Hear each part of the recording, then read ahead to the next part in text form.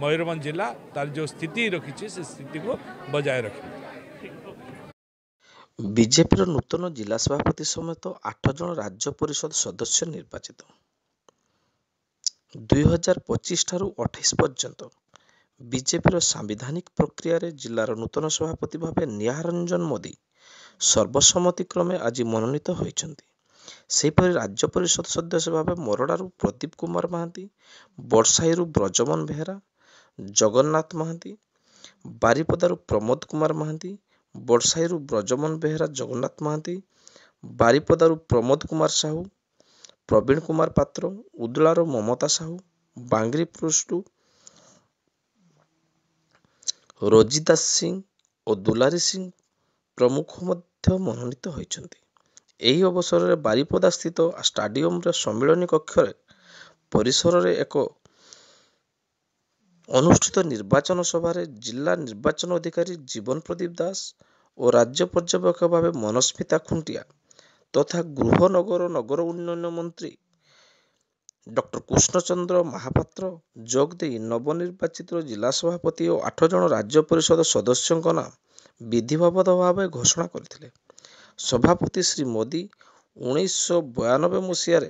प्रथमे उदला NAC 3 number ward councillor भाव निर्वाचित होइथिबा बेले 1993 जिला युवा मोर्चा उपसभापति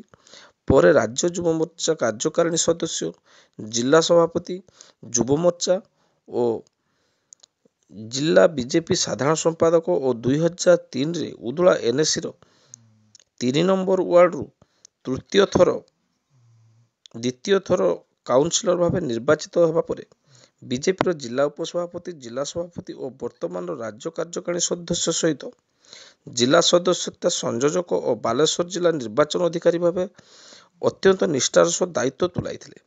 जिला सभापति श्री कांद्रा सोरेन अध्यक्षतार अनुष्ठित उक्त सभारे अन्यमानक मध्य मयूरभंज सांसद नवचरण माझी, राज्यसभा सांसद श्री ममता महांतो, उदला विधायक भास्कर मढ़ई, बारिपदा विधायक प्रकाश सोरेन, सारसकणा विधायक भादव हांसदा, बरसाई विधायक सनातन बिजुली, बांग्रीपुर विधायक संजली मुर्मू, उदला म्युनिसिपालिटी अध्यक्षा प्रमीला पंडा, राज्य मीडिया प्रवक्ता कवि विष्णु सतपथी, पूर्वतन जिला परिषद अध्यक्षा सुजाता मुर्मू प्रमुख उपस्थित निज निजर मत व्यक्त करथिले। जिला निर्वाचन अधिकारी जीवन प्रदीप दास नवनिर्वाचित सभापति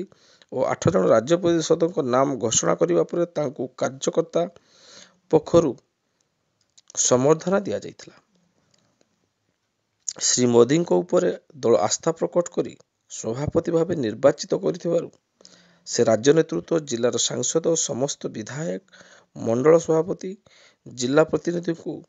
अशेष धन्यवाद जणाइबा सहित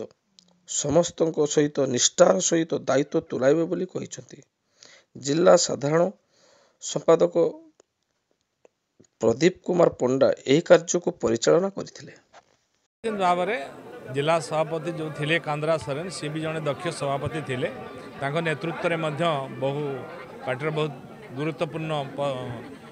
पद पदवीर घोषणा होती एवं इलेक्शन लड़ाई सुफलतार सहित से संपादन करछंती। एबे जो निष्पत्ति केंद्रीय निष्पत्ति बा राज्य निष्पत्ति नहीं जड़े पूर्वतन जिला सभापति से थिले एवं अभिज्ञता संपन्न जिला सभापति कराई समस्त को लेकिन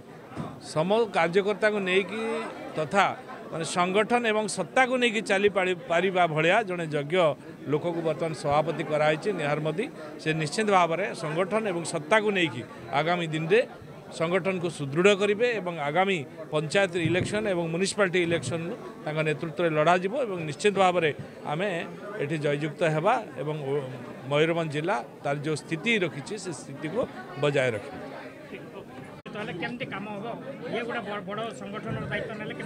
आम दलर जो